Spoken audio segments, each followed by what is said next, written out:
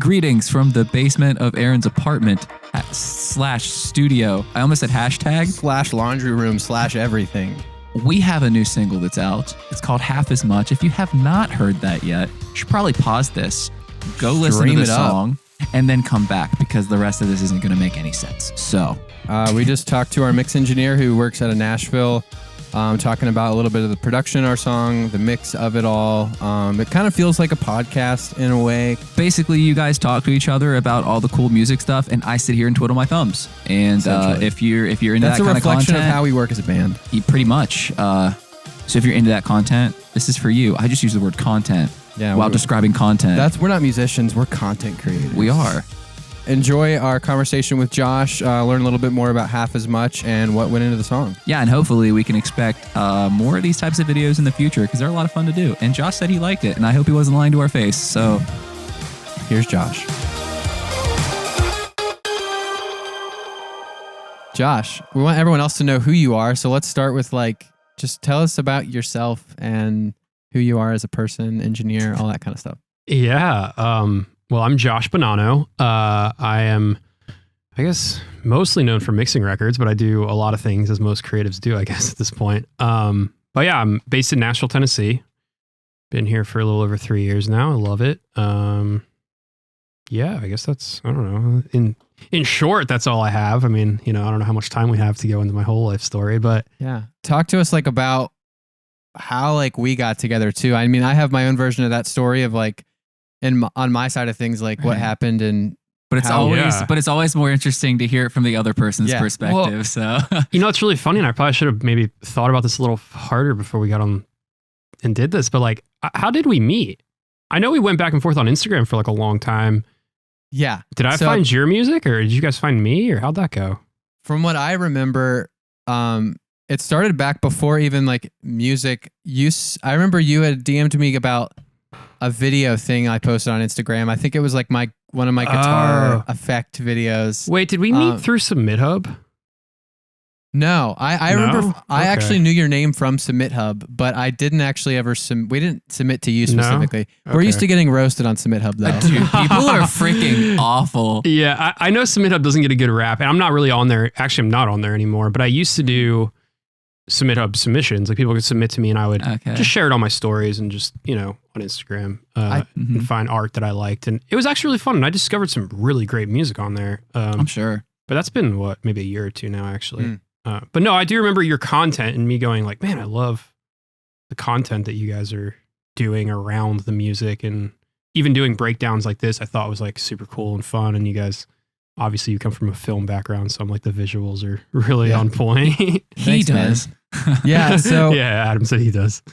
I remember the specific moment of you wanting to work with us initially, because we released, we've always done that stuff ourselves. That's just how I've been very economical in a way where it's DIY, I'll just learn what I need to learn to get things done. And that's pretty much how I started with video too. I had a need for it, cool, but you reached out to us. We released a Christmas song. And you had just said something about it, and you're like, hey, next time you guys are working on music, hit me up. I'd love to mix it. And that was literally from then on, we're maybe we can actually work with an engineer. We just never really thought about it. And right. Well, I definitely remember that. I remember seeing your stuff and hearing your stuff and being man, everything's on point, but not the mix. Thank you. I not appreciate that. Not even that it wasn't great, but I could be oh man, that could be insanely cool. No, but even from our perspective, we were okay, we're doing everything by ourselves. Yeah. But then there comes a point where it's okay, so when does this stop being strictly the hobby that you're oh yeah, by the way, I have this band, and then when do you take it to the next level and you get people who really know what they're doing with it to see what you can. I mean, you always have an idea of how you want it to sound in your head, but when you get somebody that can make that happen, eventually you got to make that step.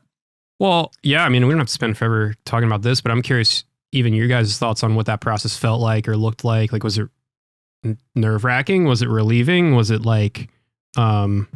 was it, I don't know, what if this is horrible and we do have to do it all ourselves still because nobody gets the vision? Or was it, you know what I mean? I never had that. Go ahead.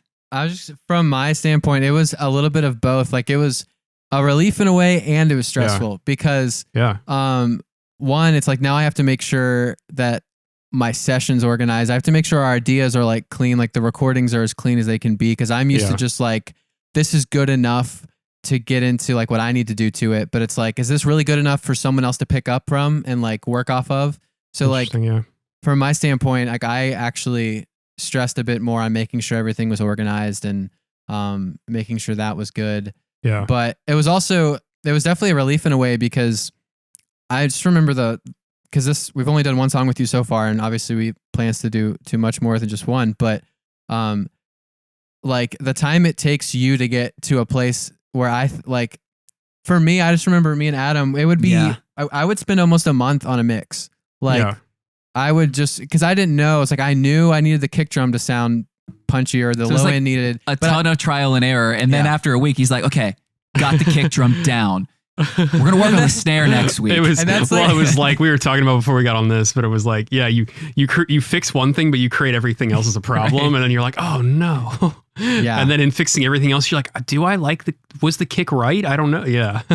Yeah. From my perspective, I don't know if anyone cares. We all care. No. From my perspective, it's way less technical. Like, because obviously I don't do any of the. Aaron did everything. I just always came to him with like basically the story and the vision for like the songs themselves and what I think, like exactly what I wanted to say throughout it. So like the thing that I was the most nervous about is giving that art to somebody who is not Aaron, because like we've built that like trust over the years where we're super honest about, hey, don't like that. That's really cool. The only thing I was like, I don't want to say scared. It was more of like excited to see if I could give this to somebody completely new and then be like, oh, I totally do get what you mean. Like that was like my thoughts going into it. No, it's something I'm always just interested in asking other people about when I work with them, for the first time is like, coming from, because I know it's so typical for producers or people to just kind of do it all themselves.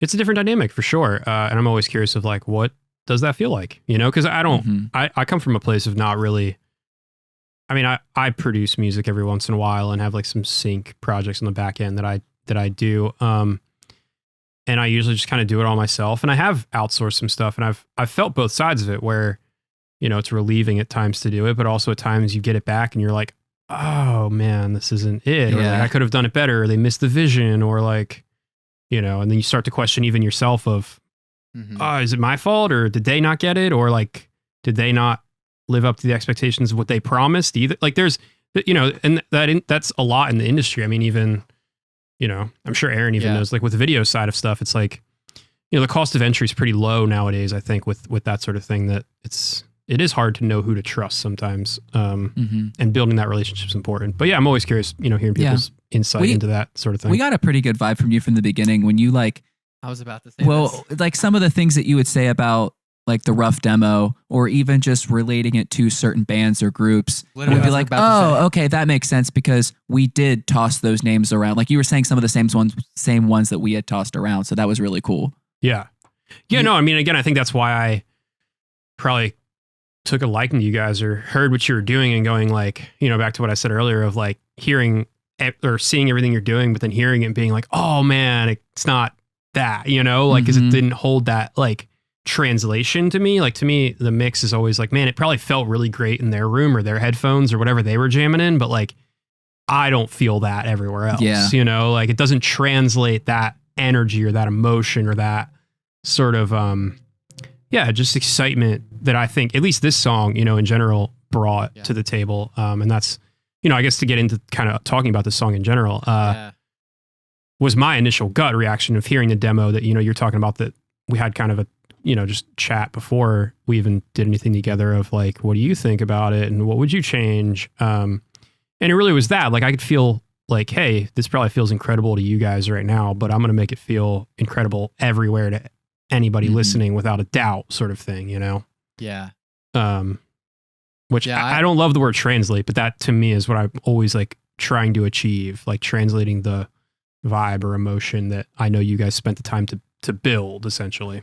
Well, yeah, that makes perfect sense because, translate seems like the perfect word to me because as an artist, what you want to do is to take that feeling and emotion and then give it to someone else. So, translate seems like the perfect adjective. That's always the thing too. Like when we did things ourselves, like, and we talk about like how the mix sounded, it's like, well, it sounds fine on my computer or on my system. It sounds fine in his headphones, but then on the iPhone or in the car, it sounds weird. And it's like, yeah, it's just translation. Like it literally was making sure it connected everywhere from a technical standpoint and an emotional and like story. I mean, it's like you even said it sounds quote unquote fine, but like, you're not aiming for it to sound fine. Exactly. You know? Like we got to get it so it's communicating correctly. Yeah.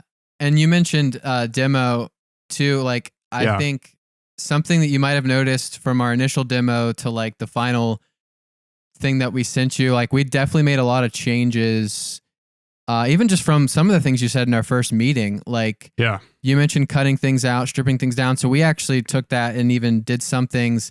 You still took it to another level, which was awesome. And you'll see that in our next song that we want to work on with you, called Mostly Noise, which we sent you initially. It's honestly way different, we think. It is aptly named at the moment. It's mostly just a bunch of noises. So I love it. We were kind of, I don't know, we thought the songs were farther along when we sent them to you, and then it's like, oh, wait, we still have a lot of work we want to do. Well, yeah, I mean, that's something we could talk about because, I mean, I think, you know, you and I talked about that a little bit even once we finished this song and like went back and we're talking about it.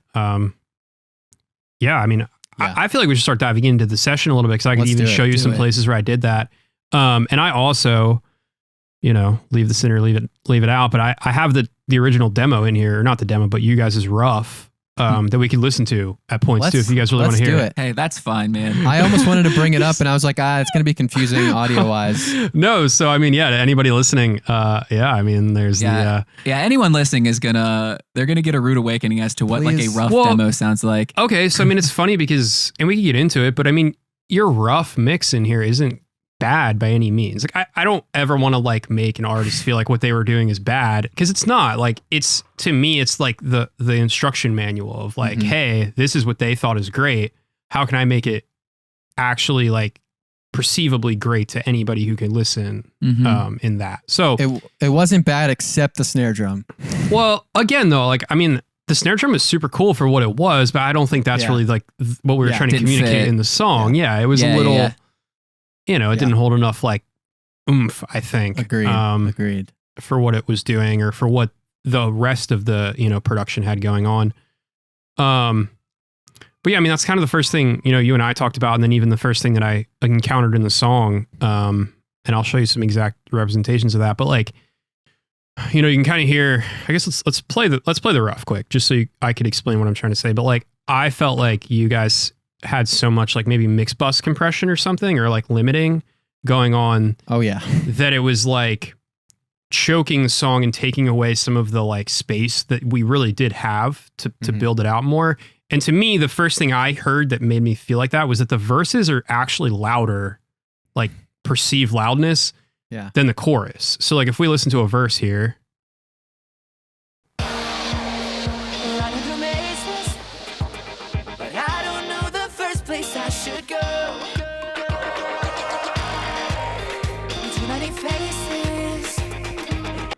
Right? We got kind of a vibe of where that's sitting, and then we go to a chorus.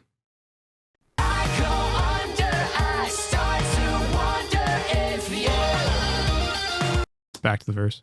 Right.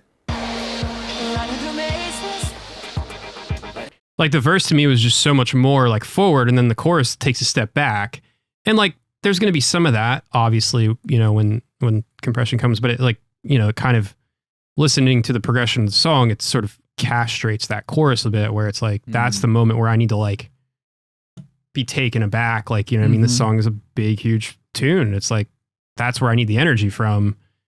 And if the chorus feels like it's so close because if the verse feels like it's so close because the chorus is just getting demolished, you know, with gain reduction, we're gonna feel small. So yeah, a lot of the issue that I had was, you know, the second we take away some of that mix bus compression or limiting or whatever it may be, you open the song up so much more and you have so much more kind of space for things. So certain elements that maybe felt huge, you know, in you guys' rough mix didn't really hold as much space in my mix now because there was room for it. Good example of that is There's this synth in here, right? This is like the core, or the super cool, but you know, when that's not demolished into a limiter and everything's kind of eating up the headroom, it feels pretty small. So, you know, where you guys maybe in production could have done more, what I did is I just duplicated that, and you'll see that kind of all over the session is where I duplicated stuff and then treated it in maybe a pretty crazy way. But I basically have this one here now, which by itself sounds pretty horrible, but I'm basically just turning it down, you know, like formant shifting it so it's like lower, essentially, so that when you layer it in together, it thickens it up so that now, you know, instead of relying on, let's say, you know, a limiter to kind of thicken things up and just demolish, we let the production speak a little more and have some more weight. Yeah, I don't know. That was awesome. My, again, immediate thought and then immediate sort of like reaction to getting your files and pushing things around a bit and realizing, wait, we have a lot more room for stuff. I think I did that with some guitars in here too, actually, somewhere. But that's interesting, like what you did too with the synth, because I think you mentioned this too for the next time we work together on the next song, is like going back through on the production level, and it'd be so easy to just pull up another synth patch or pull up something else to layer with it, or even just changing the voicing or something to bring a lower element into it. Yeah, I think that's definitely something that you mentioned we could try on the next song to make it better. No, and that always happens. I mean, you know, a lot of times it happens where you're pushing into a limiter, or you know, have things layered without realizing it. Or I see it a lot of times where people, you know, maybe their room isn't treated and they don't, you know, have a great listening environment. So what they do is they turn the bass up to where they think they need it to actually be. And that eats up so much headroom and so much energy of the song that when they start adding other elements on top of it, they feel like there's not enough room to add things because it gets muddy really quick. But then when, you know, it comes to me and I'm like, cool, it's time to mix it, and I need to like balance it so that it sits correctly so that when it does play everywhere, it makes sense. I turn the bass down 10, 12, 50 dB. Like, you know, it's usually always way too loud. But the second you do that, you're like, wait, I have all this like space now, you know, for different things. So a lot of times I'm kind of working backwards of like, how can I make something feel thick and big without having the bass cranked super loud? Is like something I'm always fighting with, which is funny because I'm looking at the bass now and I think I have it duplicated 3 times in your song. So I was doing something there, I guess. But I know there's some of the things like we wanted to talk about too, like lyrically and things. So like for the first verse specifically, actually this kind of goes with what we did production wise, but I mean, Adam could talk about lyrics a little bit, but yeah, let's talk about lyrics a little bit. I had this idea for a while for this song to kind of mirror what it feels like to be swiping on like Tinder and Bumble and all those like online dating sites, because it sucks and you always feel like overwhelmed. At least I guess I can just speak for myself. I would always feel like really overwhelmed. So like the whole part about like running through mazes, not really knowing where to go, a bunch of empty conversations that lead to nowhere was like the basic idea I had for this. And then that kind of ended up leading into what Aaron and I are we going to say the EP title this soon? We probably shouldn't. No, not yet. No. All right. Well, I mean, like, keep it a secret. It feats it. I don't even want to say that. I'm trying not to give things away. Yeah, I know. I didn't even think about this because this is going to come out like the week after the single gets out. So it's like, but you can hint at it. You can give away some teasers. Yeah, you're allowed to. That's true. I guess. I don't know. But yeah, as far as like the lyrical story of it, I think it was cool how some of the things that you did naturally helped us tell that story better. Because like you told us specifically in the verses to like kind of chill out. Yeah. And I think one of the phrases that you've said a lot is energy conservation that really like stuck out to me. Yeah. And through telling the story, even lyrically, I wanted to be like, okay, you need to build this overwhelming feeling until the chorus when you then like it all kind of comes to a head. I mean, it goes straight with what you were saying with the whole production thing. Well, I mean, you could even see that in a few of these spots here. Like, so the gray out stuff is basically where I just muted stuff like that you guys gave me. And I just was like, I don't want it here. So I just muted it. Yeah. Like I muted the kick drum and then there was like these are vocals. You had like a vocal double and different things. Just muted those. There's a harmony even in that first verse. And it's just like, that's to me at least. And it, you know, this isn't true for everything, but like to me, that's just too much to give away. Like if you're going to give away all that energy in the first verse, and also you guys have so many cool sound effects going throughout that like, to me, that's the fun, like money. So if you're giving away sound effects, a powerful kick drum, 4 on the floor kick drum, harmonies, doubles, what is like at that point, what's even left? Like call the song. Oh, like it's done. You know what I mean? So like the first verse. Yeah, like that's my thing is like, man, it'll make my job like this chorus back here is going to feel incredible to you guys. Not because I did anything to this chorus, but because I just muted a bunch of stuff up front, you know? Like, no, it makes perfect sense. Yeah, we wanted to give so much away so fast. And I think the phrase energy conservation kept coming back between me and him as we talk through this. And like, again, it helps tell the story of the actual song so much better because it's about being overwhelmed, but like that doesn't always happen at once. It's like little by little things happen and like, sure, that's not to say that you guys couldn't have come back and been like, nah, I want the kick drum and I want all those noises and I want to be overwhelmed. You know, like at the end of the day, that was my initial gut reaction to it. And it leaves place for you guys to you know, view the art the way you want to too. But I just think, you know, to me, again, I think you could still get the story across with less sometimes. No, you're right. The way I was feeling it. And it makes the choruses feel huge now because you're not getting bombarded with everything like right up front. You have some time to go like, oh, okay, cool. Like the vocals here, let's listen to what they're saying. And then once you get a gist for what they're saying, now it's like you could be overwhelmed. But yeah, I mean, that's definitely something. I mean, you could see the gray. We muted the kick drum, I think.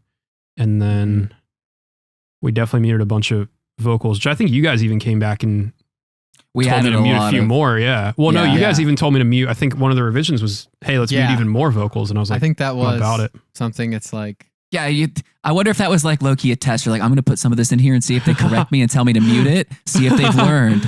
No, never. I don't do that. My first pass is always like, hey, this is what I think feels great right now. And obviously I'm like, I love getting revisions because a lot of times I am like, oh, wow, that was a way better idea than what I had to begin with. Which I'm always open. Like, you know, I'm never that guy to be like, oh, they're ruining it. You know, I think we were definitely a little timid with giving revisions. I was like, because we were just like, how dare we? How dare we? I remember your first email. You're like, I don't, if you think it's a good idea, maybe. And I'm like, no, let's try. Like, I love like, you know, I work with my neighbors a lot actually. And it's fun because they'll literally come over and like at that point it's almost producing, but like we'll chop stuff out. What if there's no guitar solo? We'll just cut the whole solo out. Nice. You know, which crosses borders in the mixing world. But like to me though, that's the collaboration. Like I love those conversations. I love understanding you guys going like, wow, that made the story work even more, or that didn't make the story work more. Like let's figure that out, you know, because big picture at the end of the day, like we just want to make a great song. You know what I mean? Yeah, like that's, exactly. You know, we all win. So I guess a lot of what we have in our production, since we're a small team where it's just kind of like us working out of my apartment, a lot of the instruments are virtual, or we're doing samples and all that kind of thing. And I just remember there was a comment, I think from one of your initial emails, saying something about pulling the bass down will make it sound less obviously fake or something. And I loved it. What was it? The slap bass, I think. I didn't like that very much. Yeah. So I was just going to ask you like, how did you deal with those from like a mix perspective? Or would you have like specifically the slap bass one, would you just prefer that to not even be in there? No, I mean, I think it's important. I mean, it's this section, right? I don't know how loud it is here. I mean, part of it is like once the balance got a little better, I feel like I didn't mind it as much. It's hard for me to tell because I think I printed stuff here, but so this, I did duplicate it. So this is the slap bass we're talking about on this track. And I duplicated it. And I believe from the notes I had, I think I printed a plugin called Spiff on it. Nice. Let me see. I have it here, but it's just a demo, so it might get crazy on us. But it's a plugin by Oak Sound Spiff that, you know, basically Spiff, like, I think what I was trying to get out of it was, I don't remember which way I was trying to take it. Yeah. it didn't have like, it felt like it didn't have the punch I think it needed. So what I was trying to do with Spiff was either like bring out that punch or take some of that like punch away. I forget what it specifically I was trying to do, but I basically just duplicated it and then let that act as more of the either like attack type of oomphy thing or less of it. Again, I don't totally remember, but yeah, again, kind of just like working in parallel to do some different things there. But again, I think a lot of that, I mean, I guess we could listen to maybe where your demo was at with that slap thing too. I'm trying to think if it was in the demo or if we added it after. I don't remember. Well, we'll find out. I think it was in there. Now it's too hard for me to keep my cool. Versus where we landed. It was a good day till I started striking matches. Now it's too hard for me to keep my cool. Which I mean, at the end of the day, isn't like wildly different, I guess. But I guess maybe because it's a little less just in your face too. Yeah, you know, it feels a little different. And then again, you know, I guess we could listen to this too. Let's see. Back to where it was. So this is just like the track you guys gave, which I just have a little bit of EQ, getting rid of craziness, and then compressor.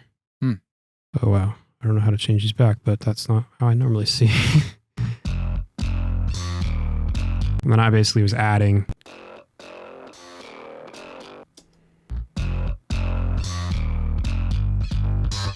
So, I mean, really, to me, it feels like it pulls it a little more forward. Yeah.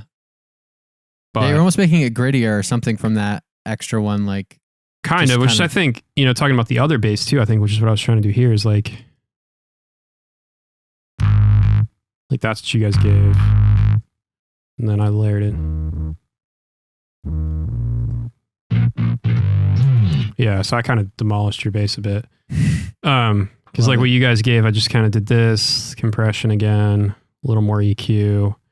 But then I duplicated it and did like a different thing, which was just like isolating out that root note. Again, it's probably just I didn't feel like there was enough like...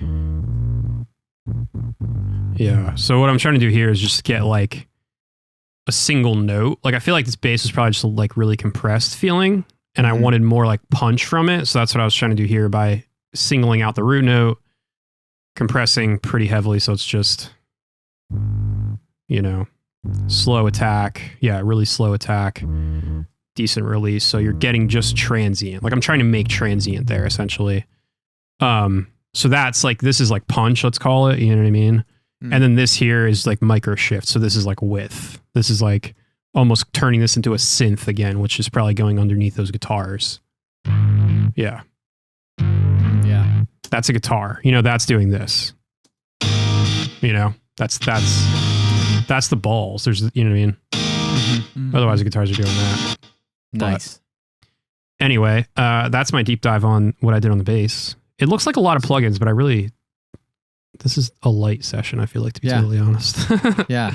I mean, I definitely think some of the things you're talking about, like the bass being not punchy enough or something, was probably a me mistake. Because I definitely overcompressed the bass probably. Like, if I had to guess, I threw like FGX, not FGX, what's it called? The Slate Distressor. Yeah. Oh, yeah. So yeah, I probably just overcompressed that and it took all the punch out of it. I mean, a lot of times, because that's what you're saying again, right? That's probably a synth bass, right? Yeah. Yeah. Those are hard to deal with sometimes too, because, you know, a lot of times synth instruments are made to just be a thing, and it's hard to like manipulate them in a way. Or sometimes they have so much information that you can't manipulate them. You kind of almost have to like do a ton of subtractive stuff to get rid of it. Yeah. I guess we talk about on my notes here, it's like... Yeah, we kind of have it split up by section of the song. Yeah, there's a note about the match sound effect. Dude, this is like my favorite part. I remember we were just writing one day, and that was not in the original demo at all, I don't think. Maybe in the one we sent. Maybe in the one you sent. But it was like one of those things that we might have like just added right before we sent it to you. And we were just sitting there, and like the way my brain works is I always try to, like, whatever I'm saying, I want the music to reflect that, like, very literally sometimes. I love that, like, though. That's super fun. So, and I thought this song lended itself to that pretty easily, because we'll get to stuff in the second verse, but like, there's a lot of references to, like, you know, like Vegas and like these really eccentric sounds. But that match, like what I was going for, like the lyric says, it was a good day till you started striking matches. And that was supposed to be like the moment that you realize that the person that you were with is also on like the dating site too. So you're like, you want to be mad, but you can't because you're doing the same thing and you can't be a hypocrite. But like striking them. I love that. Yeah. So like, and I mean, the match almost brings like a comedic relief to it, which is like the best part. Yeah. That's what because like really this whole situation in this song absolutely sucks to like live through, but we wanted it to be funny. So, and I was like, dude, what if we just stopped everything and had a literal freaking match go? And he's like, dude, I'm for it. So he put that in. I think we might have added it right before we sent it to you, but that's just the way my brain works. And like in the second verse, we have stuff with like slot machines going, and it was trying to lighten the mood because the lyrics were like honestly kind of sad, to be honest. Yeah. No, I'm going to play it quick, but it's now it's too hard for me to keep my cool. I love it's it. just like, to me, it's ear candy too. Like, and I love that type of thing. I mean, because it takes work off my play, because a lot of times what I'm trying to do is like keep the song interesting. So I'm always like doing delay throws or like, again, maybe subtle things that like the average listener might not even hear, but to me, it keeps the energy moving. But when you guys kind of build stuff like that into the song, it's super fun to me because I do less work now because like the ear candy is already there. Yeah. And the fact that it's like so intentional, like, you know, I could have if let's say this wasn't here, let's just for fun, let's mute this really quick and listen to that same section again. Like, now it's too hard for me to, you know, and like you guys would have kept the music going or whatever. Yeah. Sorry. But like, there's a dramatic stop. Yeah, like I could have, sure. But I mean, I would have, done like a delay throw there or something because the lyrics, you know, get quiet. So it's like, you know, but it holds so much more power knowing that it's like an intentional match. You're like, oh, wow, it's kind of funny. But yeah. So I was trying to play on so many levels there. I was like, okay, we got a match, actually like striking a match on the site. You've got a literal match striking. And then like the chorus is going to say like, you're playing with fire. So like that was the joke too. Yeah. So I don't know. I don't get a lot of chances to talk about things. So when we get into lyrics, I'm just going to like toot my own horn a little bit. No, it's incredible. And I love it because, I mean, nobody else is doing that. Let's just listen to verse 2 then quick. Because I think that's where you were saying like a lot of the other ear candy is. At least coming into verse 2, I think is where we... Am I gonna make it? I'm growing up and cashing in my lows. Like a sinner in Vegas. Yeah, I should leave, but I just can't say no. It was a good day till you started striking matches. Now it's too hard for me to keep my cool. When I go. Yeah, I love them. They're just so fun. Yeah. I'm glad you thought that because like one of the things that crossed my mind. Well, one of the things that crossed my mind, and I think I probably had said to you at some point, and I was like, we're adding a lot of weird stuff in here. He's going to look at this and be like, what are these guys doing? No, I think you guys did it good, and the song allows you to do it. Like, if it was a different type of song, it'd be like a little too much. You know, if it was like a little more of a serious type song. But I mean, this is a upbeat party rock type vibe, you know, like, not party rock, but you know what I'm saying? Like, it's a feel good. Yeah. So it's got room for you to kind of play a little bit without it being too super like tacky. But I feel like the way I approached sort of using those things too is like less, like, I mean, I feel like maybe even in your demo, let's listen quick. Like they were super loud. Again, because you guys thought they were cool, which is great. But like to me, I tried to approach it in a way of like, how can I use these like as like risers and falls and like actual effects? You know, like I get a lot of that in sessions where it's like, you know, a white noise riser and a crash and that's doing the energy thing. And I was like, man, how can we use those as that effect, but still be cool, you know, like things. But I mean, here's where you guys had it at. Am I gonna make it? Yeah, it's kind of loud. Up and cashing in my lows. Like a sinner in Vegas. Yeah, I should leave, but I just can't say no. Yeah, so they were a little louder. Again, I mean, because they were fun, you know, and that to me again is like back to me listening to the rough and going like, this is the answer. Like, how can I still make them fun without it being so on the nose that I'm getting like a cha-ching sign in my face, you know, that I I think I just got charged or something at the ATM, you know? Yeah. But anyway.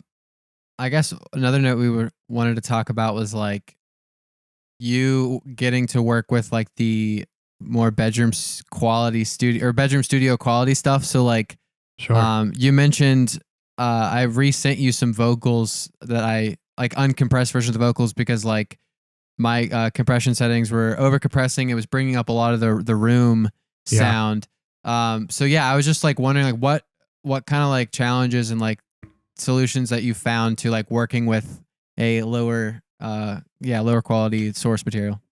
Yeah. I mean, at this point, I guess I do, a fair amount of that, especially with people from, 2020 and COVID. People cut stuff at their houses now. So it's something I've gotten used to.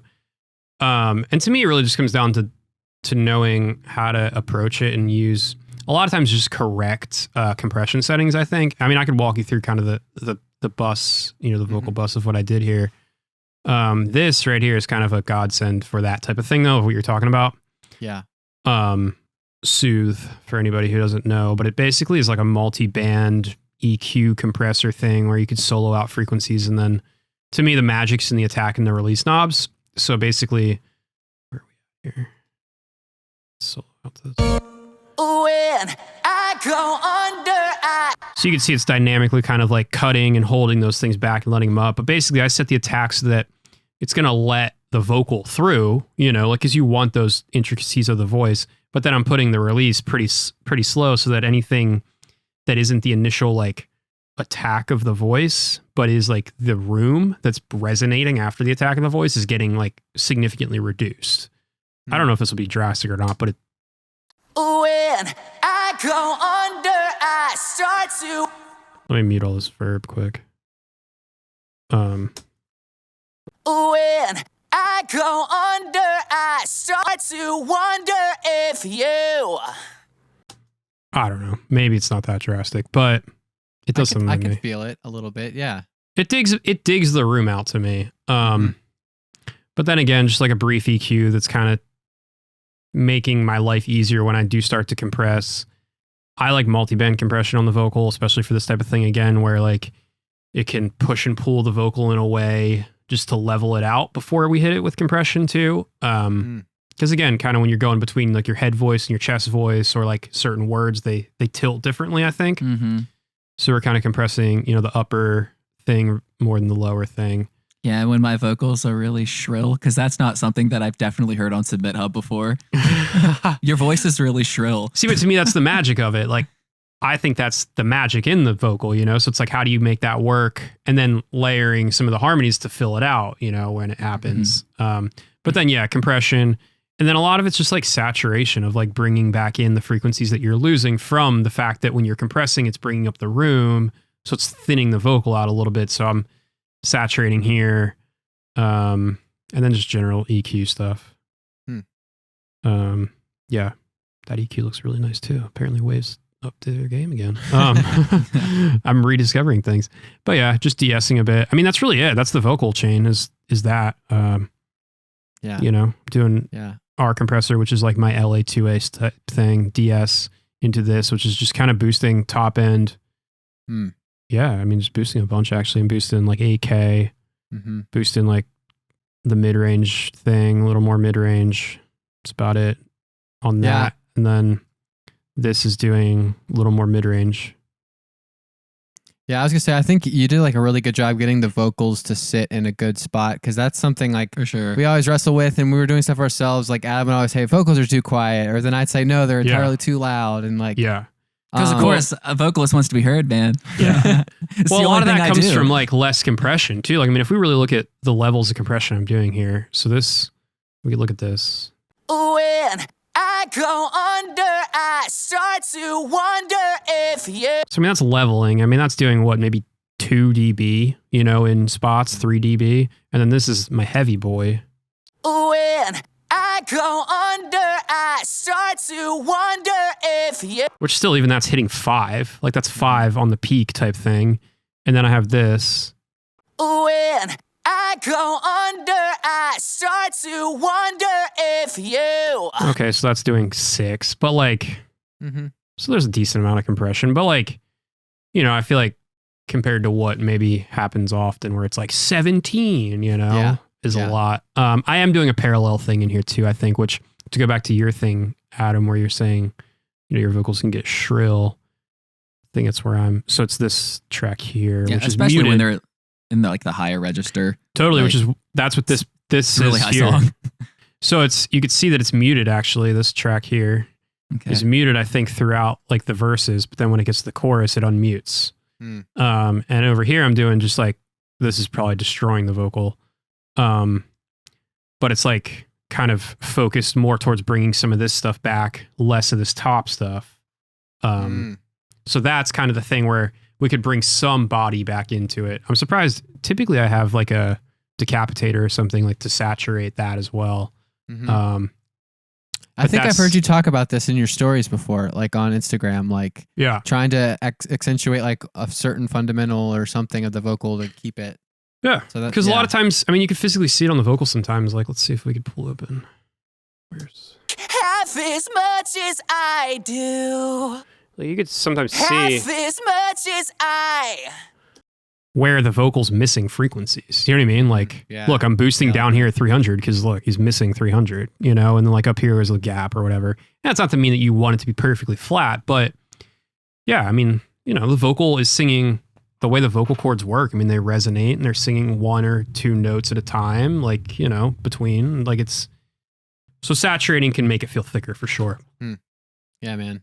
That's awesome. That's my nerdiness for vocals. Definitely. No, I've always wondered about that stuff. Like, coming from somebody who doesn't know anything about production, I don't play any instruments. I can't read music. I'm like literally stupid when it comes to this stuff. I literally just know what sounds good and what feels good, and so I am fascinated as to like what goes on to make my vocal sound good and pleasant. You know, like. Yeah, I mean, you may not have like the tangible music theory or like the written, but it's like it's in your head somewhere. It's just like it's just like me pulling it out of you and getting it into like a session. Like your ideas are there. Like it's not just because you don't know music theory doesn't mean you can't do things. Like, I just run on feel. Yeah. Sometimes that's all you need. No, I mean, sometimes it's better than having the technical because then you're like, oh, no, I got to do it this way. And you'll drive yourself crazy. I know I've given Aaron ideas before where he's like, that doesn't make logical sense, but I like it. Like, I mean, you need that. You need to break the mold sometimes. Otherwise you get stuck in the mold, you know? Which we're working on a song today before we got on here. So weird. And it's so weird. Like everything that I've never tried to do, like I always avoid doing, like, I think we changed keys 3 times. Oh my gosh. But it still works. Like it's kind of hard to explain. Cool. But anyway, so we got some more weird stuff to come. Yeah. That's fun. You have to, because there's so much normal stuff out there, you know? Like it's easy to follow the rules. It's hard to break them in an interesting way. Yeah, that's what we're trying to play with. I guess should we make note of like all your fun little the Bridgerton notes and then yes, we were hoping that you would end up saying something about that because Aaron's been doing this for years, and I'll laugh because he'll do it without like even showing me, but I'll see him type in something funny on there. I definitely hit a bunch of little things I was hoping you would know. I don't remember all of them actually. There was one that was Cash Money too. Yeah, there was a few, and I don't where are the tracks. You posted one on your story, or a couple. I think it was Cash Money. Yeah. I can't find it now though. There's one also. Coins. Oh yeah, Cash Money is the name of that track. I remember Bridgerton was my favorite. I called one. I remember the 1975 because like anytime 1975 guitar right here. Like anytime I just write something, it's like, man, that just sounds like a 1975 ripoff. But it's like it works. I don't want to change it because it works, but. Yeah. Totally. That you could tell me that's any 1975 song. I'm like, I believe it. Yeah. No, it's that chicka chicka thing for sure. They popularized that in the recent years. Like I know Cherry Pulls does that in like almost half of that one EP where every riff has something to do with that main pivot point. But anyway, so I had fun with the track names. I think it's interesting, like just when you're poking around, like maybe you're bored, maybe you're having a bad day, and then you can just look at the track and I love that stuff. It's personality. You know, I like seeing that and seeing what people were doing and having, again, like to me, that's like hearing the rough is like, I'm trying to understand the fun you were having with it. Like so that I could make it fun. Same thing. Like when I get tracks that are labeled or a session, like you sent me the session, I think. So, I had all the things and whatever up there. So yeah, I'm seeing the process. Like, cause I wasn't in the room when it was happening. So I really want to just make what happened in the room feel great everywhere. So yeah, that makes sense. Yeah, we just talked about like Bridgerton, so it's like we could get into the bridge a little bit. We can go to the bridge because all we really had like, Yeah. hey, we added an extra measure and a pre-chorus, and we had good claps. Oh yeah, I actually did really like the claps. Like, so it was such a subtle thing, but like the I think it's the second chorus. The second time through is when they come in. Those were pretty sick. Yeah, I just wasn't expecting. I think why? Because I have trigger somewhere. Yeah. Yeah, so I basically, again, just one of those things where I duplicated your track and then just put claps on it. Oh, actually, no, that's not it. Where did I put? Okay, it's these. Yeah, so this here is where I put the claps. Yeah, you can hear them come in. I go under, I start to wonder if you Halfway through here. play with fire like half as much as Love it. Again, it was just like, I just want more. I want more energy. You know what I mean? Like we had the place where, once we brought the headroom back, I was like, man, there's room for more, and again, that snare's pretty centered there throughout the whole thing. So I'm like, man, there's room for us to like widen that and get even more, energy out of the whole thing. So yeah, I think I just did this. It's my little trick. And then that with trigger and then just brighten them. Yeah. Compression. Just get an attack out of them. Yeah, I mean, I thought it was fun, Yeah. It's cool you guys noticed it. Like, I didn't put them in to be noticed either. You know what I mean? Like, it wasn't like I put them in to like make a statement of having claps as much. It was just like, man, I want to layer the snare. Like, you could have maybe accomplished the same thing with like snaps or like even just another snare that was like wider. But to me, the claps felt fun. Adam was just talking to me, like he texted me the other day and sent me this, was it Cherry Pools? It was actually Cherry Pools. I believe. That's probably why he was you like, we mentioned should them start. earlier. Yeah, he was like, we should start doing stuff with the snare differently, where it's like every other snare, it was like a hey or like a yell with these claps. maybe a snap or a clap. Yeah, so it's like Yeah. Just new ways to make the snare cool. Like he was just wait, what song was that? Hollywood. It was Hollywood. I don't know by if you're Cherry familiar Pools. with Cherry Pools. The dope Sounds song. familiar. I couldn't recite any of their music, but They're kind of just Yeah. like alt. They're like 1975, okay. sort of, except they went way poppy with it. Nice. It's almost know. like pop punk and 1975. Yeah. I don't know how to describe But it. anyway, they had those cool claps and just gave so much. Yeah. Oh, No, that's common in productions where I get like where people do what you're saying, where it's like, you know, the 2 is down the center, but then like the 4 is wide and then the 2 and the 4. So it gives it something. Or like, you know, I'll even in productions or mixes a lot put like a delay. Sometimes, you know, I'm working on a tune now where verse 2 was just like, man, I need more energy here. And I put like an 1/8 note delay on the verse 2 so that like the snare goes, you know? yeah. That's cool. Yeah. Brings an energy to it. I mean, just different things.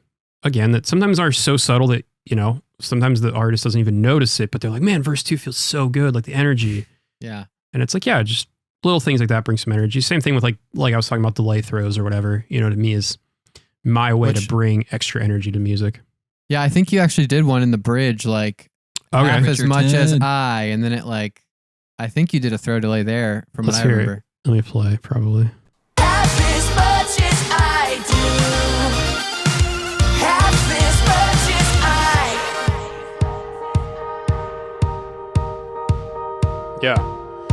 That's something else that I'm always thinking about, you know, in songs is the transition between sections. How I could smooth them out, how I can make them more interesting, how I could call back to the section before or call forward to what's happening, you know, after, you know, like a foreshadowing thing. And yeah, just that's what that is just to me, it's a way to like let it simmer in a more natural way, I think, rather than just like boom, boom, boom, boom. And that's not to say that sometimes a hard cut's not bad, but I don't know. To me, it extended the whole thing and gave it a little more of a. Oh yeah. It helps, just push you onto that, like the atmosphere, because we're chilling out for a second. Well, it's an abrupt stop and that like elongated, like, I don't even know how to explain it. I run on feel. So it's just like the white noise riser, I think is what you're talking about. I mean, it just has more to say when it does this. Like, Half as much as I.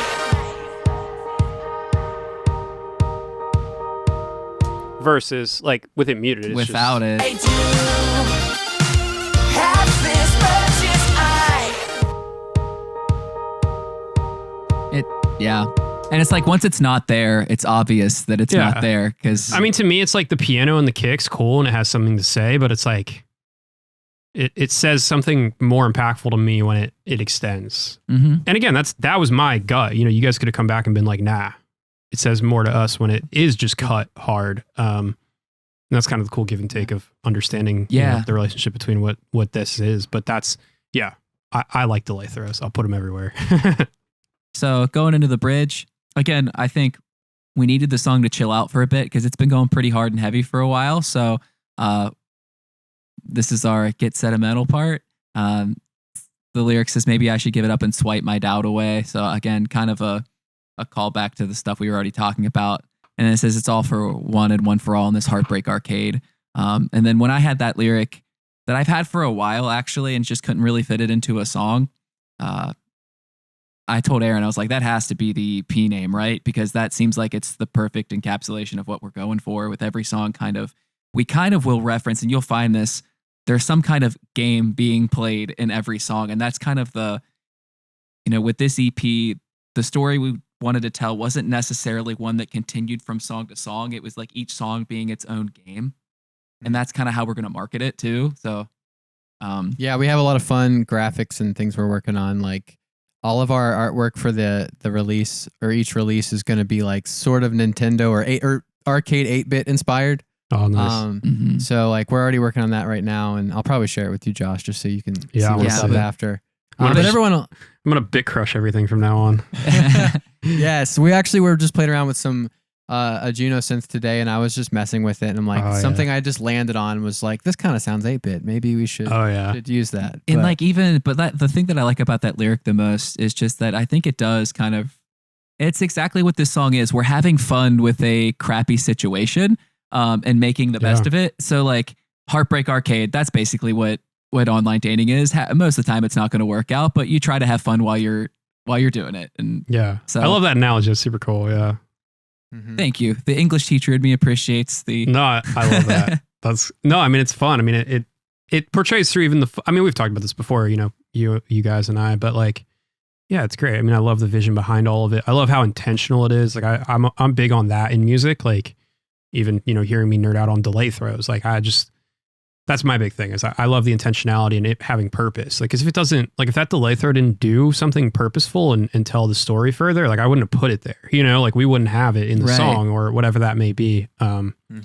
It's all playing towards like the bigger picture. So I always love hearing when it's intentional from the start. Cause then it's like, man, the foundation is strong, you know, and then you guys do such a great job at, like you're saying, putting the graphics behind it and putting the whole, like you really put it out there in a great way, I think is it just puts the whole story together in a tangible way that I think if you miss the point at that point, it's just I can't help you. Yeah, we can only spell it out so far. Yeah, appreciate that though. Yeah, man. Yeah, absolutely. I guess like from this point on, we really wanted the song to be as like huge as possible. So like once the bridge is done, we've been sentimental, we're quiet, like breaking it out and making it huge. And I just remember like for us, we didn't know exactly like how we were gonna make this chorus bigger because in our demos, it's like we kind of gave everything before. So like actually what we were already talking about previously helped make the final chorus huge. Like we didn't have to rethink anything because we just muted things that we had before and then you make it bigger at the end. Yeah. But backtracking for just like 2 seconds, I do want to say recording that bridge was hilarious because that's the one part that we did not have a strict like idea for and we did not know where it was going. And I just remember because I had like the maybe I should give it up and swipe my doubt away. Like I had that, but I had no idea how we were going to make that then get big into that last chorus. And I'm like, all right, what's the highest note we can go to out of freaking nowhere? And so like I told Aaron, I was like, okay, this is going to be kind of weird, but what if we did this? And I sang some falsetto note and he goes, honestly, man, like the note you really want to go to. And then he just slides down. He's like, it's actually here, I think. And I'm like, all right, let's try it. And then it's just me yelling into the mic for like an hour. But then it goes into like a ripping guitar solo and you can't beat a guitar solo. Like that guitar solo. And he knows what I'm going to say. He'll never say anything good about his guitar solos because he'll always be like, it took me forever to, I don't know, I just chopped stuff up or whatever. It sounded fine. No, dude, it's not often that I am walking around humming guitar solo melodies. Like that one's so catchy. Oh no, I agree with you. I think it's incredible. I mean, it like I could hum it right now too, like without even listening to it. We haven't played that part yet, but like, no, it's really good. Maybe the best part of the song. Well, yeah, I know. And then I got mad at him because I wanted the best part of the song to be that stupid high note I hit. And then he comes in with his guitar solo. I was like, well, you win. You got no, it. but you set it up, and we got to play it quick. Let's just. All in this heartbreak arcade. Maybe I should give it up and swipe my doubt away. It's all for one and one for all in this heartbreak arcade.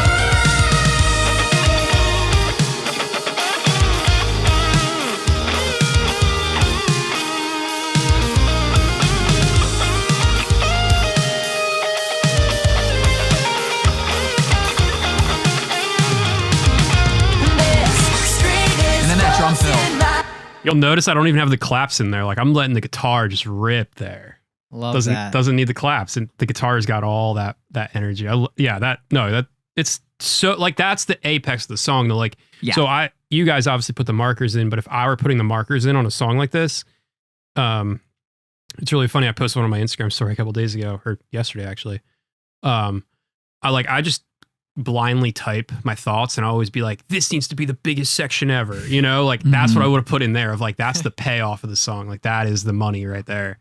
That's funny as is. It's like, I think this is my marker that I put. It's the least descriptive. It just says instrumental 3. Yeah. Like, I think that was me. It's like, honestly, that section sat blank for the longest time. Like, we didn't have anything there. I think the version we sent you didn't have a solo, or maybe it did. I don't remember. That's years ago in my brain. Yeah, right. Or maybe the first one in the email I sent you didn't. But it just sat there, and one day I finally sat down and he sent me that, and I was like, well, that's staying. Like, yeah. I didn't have any words. So I was good. like, I love Jesus. that, yeah. Which Thanks, the thing that we had as a note on here is like we have a song from our last EP called "If I'm Being Honest," and there's a guitar solo in there that's kind of I don't want to say in the same vein, but it's very like you're moving around on there. There's a lot of movement, and it was almost. It's also the one that most people like the most from that last EP. So we wanted to kind of nod to it and be like, give the people what they want. Yeah. Like, Yeah. Oh, that's cool. I like that. Though, by people, I mean like the literal dozen people that have heard our music. Yeah. But no, I love that type of thing too. I love when people kind of give like a call back or like a little like, oh wait, like ear candy from another song, or like, you know, like something that makes you feel comfortable because you've heard it before, but not in like the same exact way type thing. Yeah, we just did that today. We were writing lyrics for a verse on this really weird song we were talking about earlier, and we specifically tried to drop the EP title from the last EP in a new context, and it sounded cool. Yeah, so that'll probably pop up again.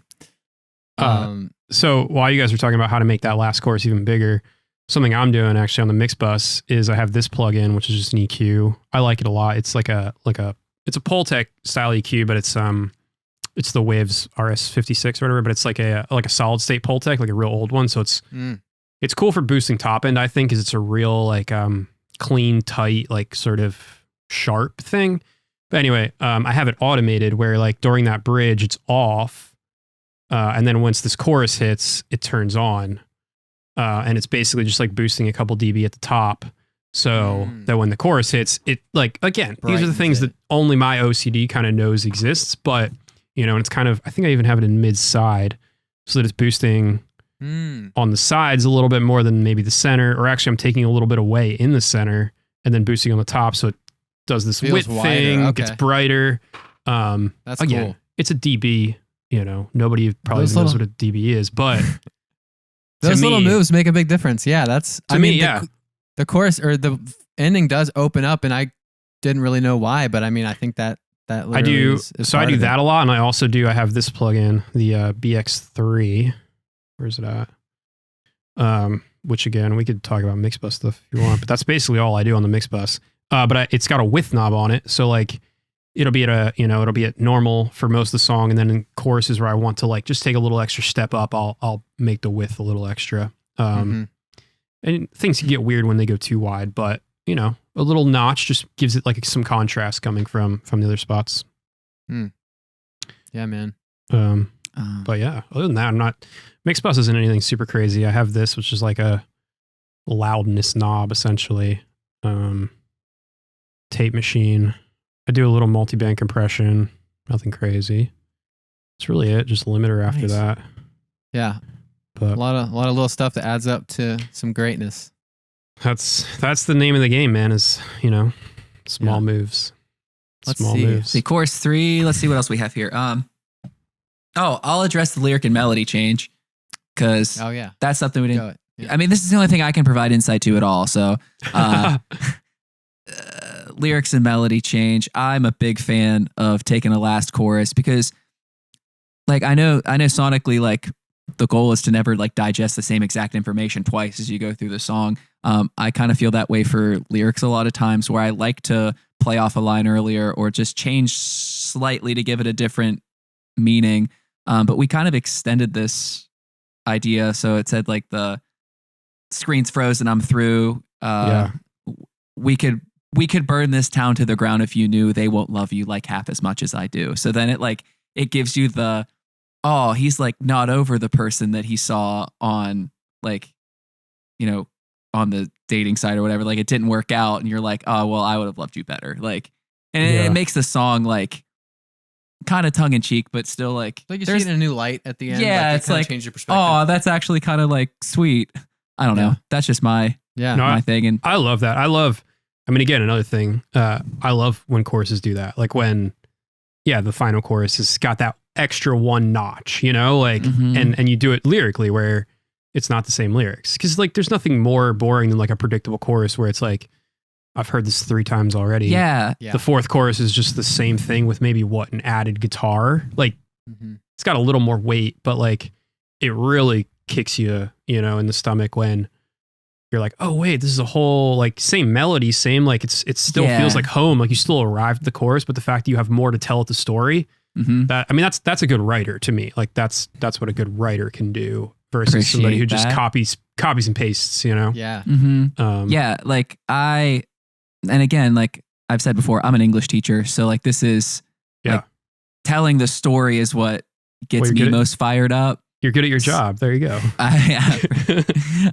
was gonna say, like, we actually played to that too. Like the final chorus lyric is like a more sentimental like thing, and we add those ahs and the bells, which kind of make it just in a way more personal or more emotional in a way for the final chorus. And I think all of that plays to the story. Yeah, I mean, so far the chorus up to this point has been the half as much line has been like, I wonder if you're like using these sites and like, assume you're talking to an ex or something like that. I wonder if you're using these sites half as much as I am, because that really sucks. And then at the end, you're like, you know what? If you are, just know they won't love you like half as much as. Yeah.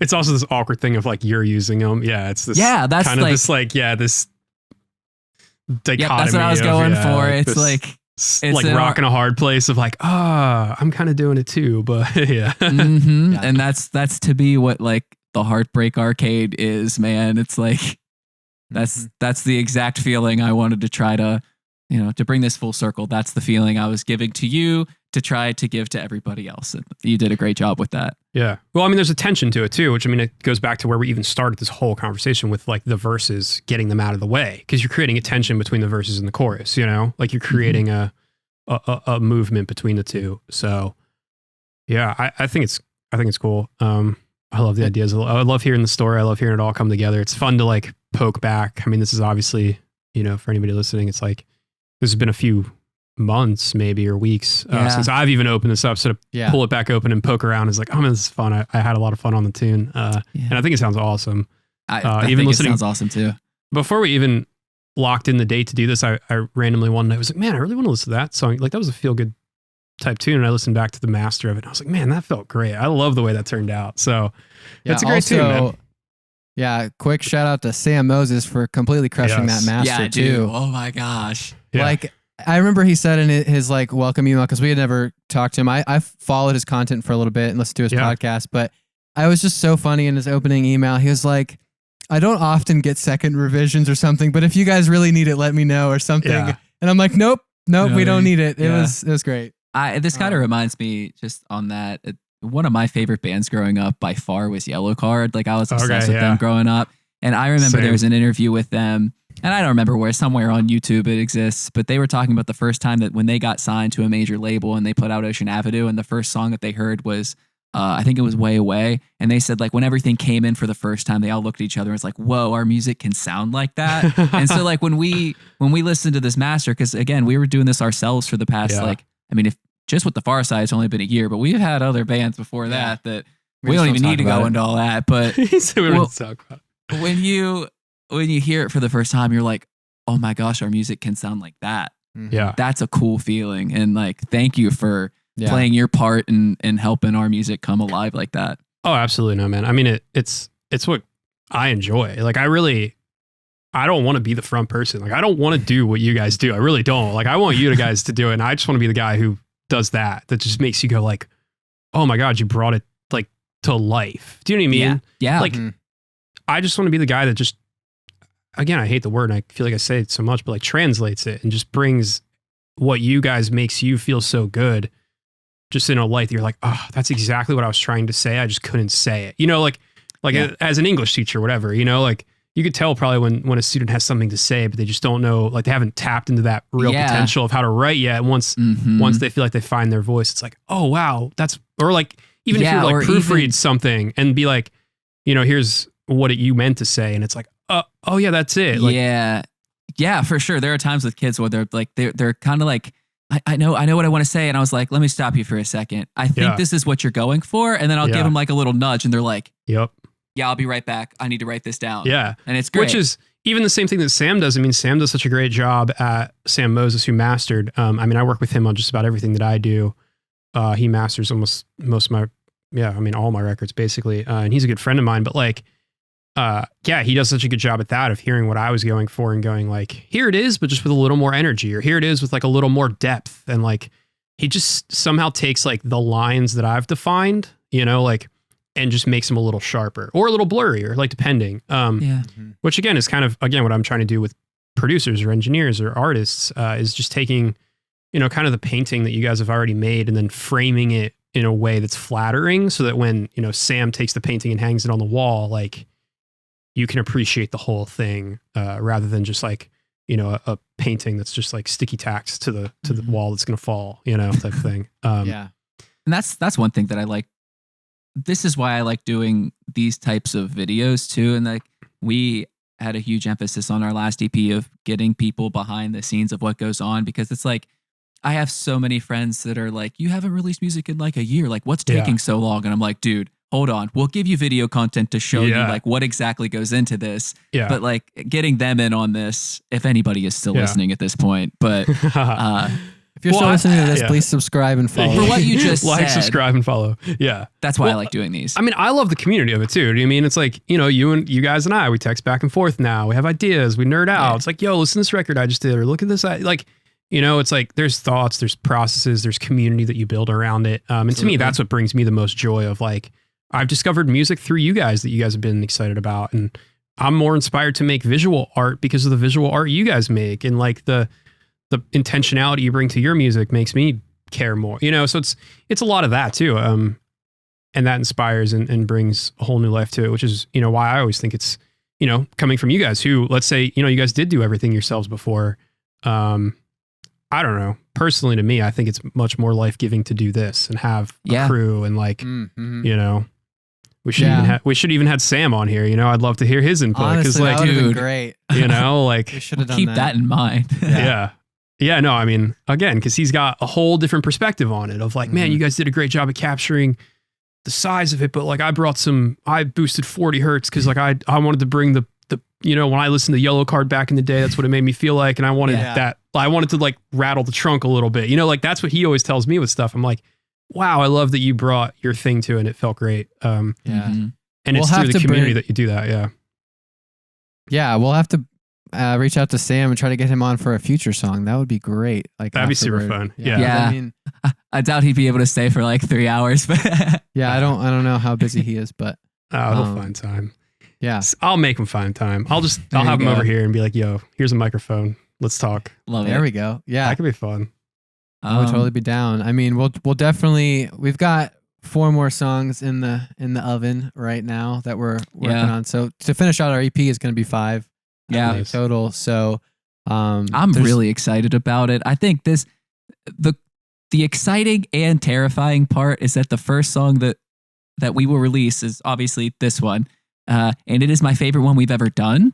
So either where do you things go from keep here? getting Yeah. I think things keep getting more exciting or they get progressively worse. So we'll see if all of our good ideas were wasted on this song. Yeah. Not wasted, but like exhausted Yeah. on this song. This is the apex of your career. It's only downhill. Right. Yeah. No, I think you guys are just getting started, man. I think the ideas are flowing. I think everybody's inspired. I think it's fun. Sweet. Man, I agree. So I guess going to the closing, the only thing that we had, and I guess you probably kind of answered this to an extent, but we wanted specifically to ask you which part of the song or the process in general was your favorite. Yeah, if you do with have like that- a one thought, I mean, we really have. I think it's been the whole video Yeah. is like been talking about that, but Yeah. I mean, yeah, man, it's hard. I mean, I love the energy of the song. I think overall that to me is to sum it up to one thing was like that. It feels like what you're saying, like a Yellow Card thing or like the Somersets, like a band that I feel like you guys have some like draws from. I like, love them. I Yeah, love like them it- so much. but like it felt like, and that's what I grew up listening to. So like to me, it feels nostalgic, but like in a way that isn't so like on the nose nostalgic, but like influenced. But it feels still modern. You know what I mean? I think you guys had references to like Band Camino or whatever on this record, Yeah. which like feels like that to me, like production wise. If you were to play this next to a Yellow Card record, I think this sounds better than Yellow Card because it's funny to listen back to some of those records from years ago. They don't necessarily sound all that great. You know, because they were using less technology or whatever. But Right. yeah, no. So I mean, I think that's the joy that it brought me. It was just like, man, let's harness that energy and that emotion and like that, you know, driving in my Nissan Maxima in 2004, like type vibe. you had an Ultima, right? I had an Ultima. Yeah. That was my Oh. first car was a Nissan That was Ultima. on the nose. Man, I miss my Maxima so much. And if any of my high school friends listen to this, like they will laugh at me because I drove around in that thing. Like the worst day of my life is when I got rid of it. I don't know why I got rid of that car. It was great. Dude, I know why I got rid of mine because the transmission went bad and it was like a big issue that was happening with Nissan. So I Really? had to go, oh my gosh, yeah, there was like some giant recall and I was like, well, that Oh, would have been wow. nice to know because I just had to, this was been like 4 years ago at this point. But when I heard about the recall that was happening with like the transmissions going bad in there, I was like, yep, that makes sense. I already had to do that. I drive a Honda Civic now. Yeah, no, I miss that car. But I mean, yeah, the best memories I have was because it's still a lot of CD players. So I'd put the Yep. CDs, you know, I had the Yellow Card. I still have the CDs. They're back here, actually. I can't bring myself to get rid of them, but I I'm have. the same way, dude. I really once a month I'll just like dig through them and like I have no way to play a CD anymore, but I have Simple Plan, Yellow Card, Green Day. I have Yep, Boys Like Girls, like Yeah, all oh of them, and gosh. I can't get rid of them because like you know you open the CD packet and the lyrics and like I can't play the CD, but I can look at it and it makes. But me the thing feel is, like, something. we're talking about visual art. Like, all of those bands did such a good job. Like, I mean, Yeah. when you had the physical CD, you Yeah. had to have the visible art with it, and that's something we Yeah. wanted to try to keep alive. Yeah. And we're just doing it through a digital platform. Yeah. No, you guys do it great. It's super funny. You know, if you're bored over the weekend or whatever, but like on YouTube, you can go and watch because a lot of those CDs came with like the 2-sided CDs where like the backside was like a DVD or whatever. And they would have like the making of the record, like Yellow Card Yeah, had one and yes. like Simple Plan had one. They're all on YouTube and to watch them is so interesting to watch. Yeah. But they're just doing what you're doing now. You know, like we're just documenting, we're enjoying the process of like making the record and talking about it. And in, you know, 5 to 10 years, it's Dude, fun. I'll to look tell back you on. though, and this is, I know you're going to have to get going here pretty soon. 'Cause we've been on here a long time. We've kept you, but like Yellow Card, Boys Like Girls, and even like the Somerset too. I was a little older when they came out too, but like those dudes were some of the ones that I looked up to so much, like vocally, Yeah. that yeah. like I think a lot of people when we used to play shows with our old pop punk band, there were so many times where people would stop me and be like, so you obviously listen to the Somerset because you Yeah. have like a similar delivery in certain parts Yeah. that Brian does. Or, People have said you sound like Brian Dales a lot. Yeah. Like that's Yeah. kind of, it's a common one that I get. yeah. But- But Yeah, yeah, I we just thought that was funny. we did covers a lot, which we actually are going to revive, but on a different Oh, platform yeah. pretty soon. Oh. Would we have Which had I that talked to released by you now? About TikTok, huh? Would we have that released by? We would have that. Oh yeah, that will be Dude, out by we're now. going hardcore. I want to. My goal is to go back and cover like just songs that everyone would know, but songs that like two dudes probably shouldn't be covering. So like we've got that's the goal. our first one was I love Olivia it. Rodrigo, and we Yes. do one in Deja Vu, and I was so stoked because I sang it in her key. Yeah. And it's We like just got- stupid yeah. high falsetto the whole time. And it's like, I would never do that on a song probably that we'd release ourselves.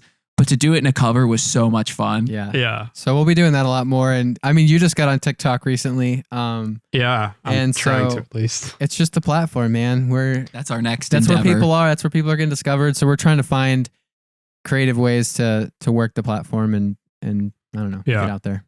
Yeah, it's a fun platform. It's I don't know. It feels like a place where I could be organic, you know, Yeah. whereas Instagram, I feel like I have to be a little more curated. But yeah, Totally. Instagram, Yeah. I mean, TikTok's Yeah, that makes a lot of sense. It's like this kind of stuff would work well on TikTok, like the Honestly, process. power and then, quote, yeah. and then Instagram is like, here's your finished product. Yeah. Yeah. Which I think you were Yeah. doing like power quotes from your lives, like on Instagram. Like you were putting those Yeah. onto your TikTok, which I mean, a lot of those are the type of content that's going viral, like podcasts randomly. Sure. Just some funny quote from a podcast Yeah. goes viral. I don't know. There's so yeah, many ways. just short consumable stuff, but also like it's my place to just like pick up my phone and just be like, what the, could you believe this? Look at this plug-in, you know, These like, plug-in knobs are so tiny. yeah, exactly. Like it's like my place to complain and like it's kind of acceptable to complain there where like if you complain too much on Yeah. Instagram, people are like, you're just a grumpy old man.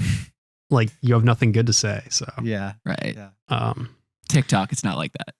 TikTok would be like, I know, right? yeah. TikTok, or just swipe away and nobody cares. Yeah. They just continue Right, moving, yeah. but that's the changing times. But yeah, I mean, my favorite part of the record, I think, is just that sort of feeling that it brings to me of the energy and the like kind of throwback without being on the nose of trying to do it. Mhm. Doing it in your own way, in a modern way. And then, yeah, even like the visual and like just thing around it, I think you guys are really doing a great job out of, capturing in a way that feels like what I would have wanted from a record back in the day. So makes me feel like makes me feel like a kid again. That's Makes all me we can ask feel- for. Wait, how old are you? I'm 26. I'll be 27 in Oh, snap. December. I did not really. We are like the same Yeah, we're all age. the same age then. yeah. I had a feeling. I thought That's wild. based on the music we were talking about, I had a feeling. we Yeah. were- That makes a lot similar. more sense. Um, Yeah. yeah. Fair I enough. feel like That's I feel like I'm 45, but you know. Oh, dude, so do I. You The do minute- have like a words of wisdom. Like you're like I don't know. You have a lot of wisdom. a that comes wise out of you. sage. Yeah. Yeah. Like you just have that vibe about you. You do kind of seem older than you are. I'm just old and jaded is really all it is. I'm just I am. I don't have much life left in me is kind of what happened, I think.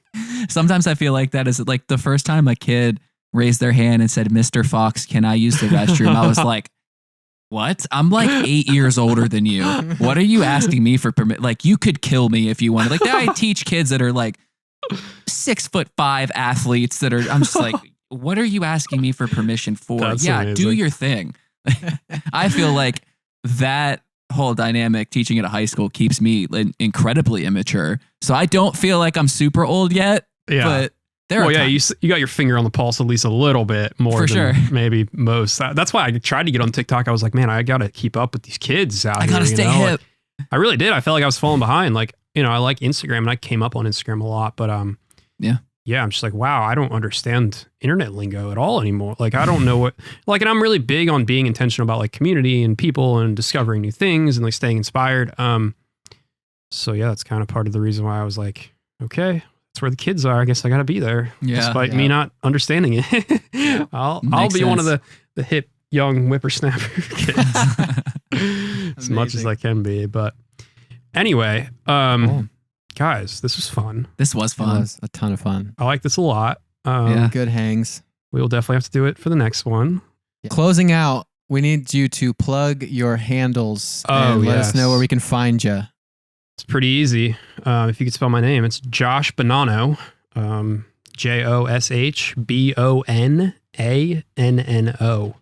And that'll get you basically anything. My Instagram, I don't use Facebook really, but you could find me there. YouTube, I do upload stuff to YouTube every once in a while. And then yeah, TikTok, same name. Find me there. Website, whatever. Yeah, you can find me on Spotify. I have my playlist, the stuff I mix. Awesome. Awesome. That's where you can find me. Dude, Cool. thank you so much for doing this. Like, number one, thank you for all Absolutely. the work you did on this song. We're like blown away. Number Absolutely. two, thank you for all the time that you invested today and just Of having this course. conversation. We Yes. like sincerely appreciate it. So Absolutely. We didn't want to send you away without giving you a proper thank you. Yeah. No, thank man. you guys for letting me. This is fun. I will take any chance I can to nerd out and hear myself talk. So Love it. I'm here for it. Cool. Guys, well, till next time. Till next time. Till next time, man. All right. See you later. Peace. Ooh,